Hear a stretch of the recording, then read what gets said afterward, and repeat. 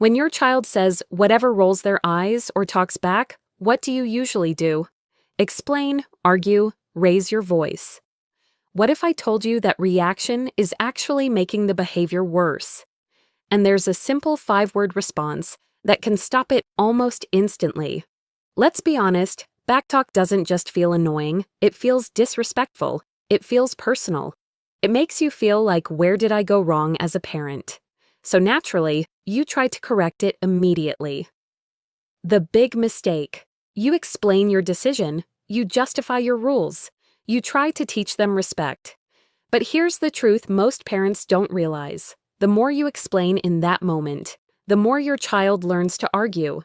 Because in their mind, backtalk is equal to attention. Why this happens? When your child talks back, they're not thinking logically.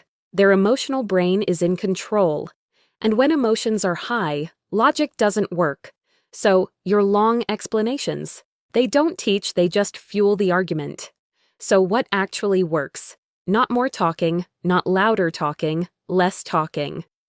The 5-word rule. Here's the simple rule. Respond in one short sentence under 5 words with 0 emotion. That's it. Exact phrases to use.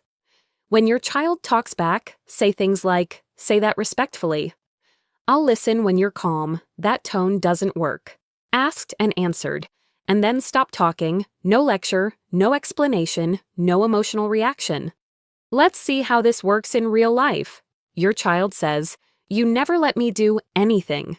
Instead of arguing, you calmly say, "Say that respectfully." They push again. "I'll listen when you're calm." And then you stop. At first, they may get more upset. That's normal. But something powerful happens. The argument has nowhere to go. In the beginning, your child may test you more.